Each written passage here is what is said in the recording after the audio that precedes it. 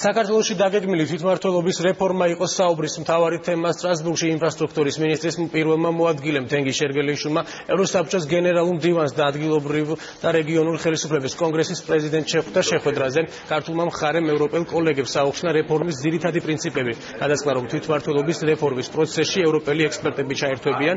მინისტრის მოადგილე ევროსაბჭოს ადგილობრივი და ხელისუფლების კონგრესის 24 სესიაში მიიღებს მონაწილეობას და სიტყვითაც გამოვა თვითმმართველობის რეფორმის თემაზე.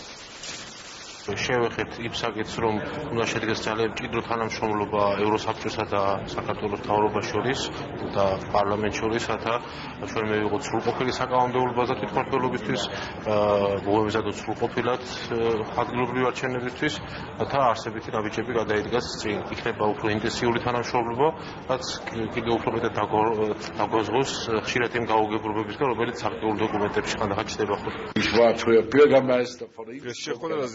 თუ როგორ შედგება ჩვენი ურთიერთობები რეგიონული მმართველობის საკითხში.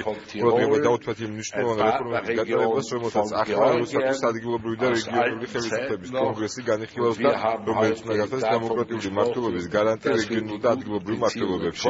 მინდა გითხრათ, რომ ახალი ხელისუფლება მიდის გამართულებით. ჩვენ კარგი ურთიერთობები გვქონდა მუდმივად საქართველოსთან და ახლაც საჭიროა, რომ ეს ურთიერთობები განვითარდეს და წარდგენილი პრობლემა დააკმაყოფილებს ჩვენს მოთხოვნებს.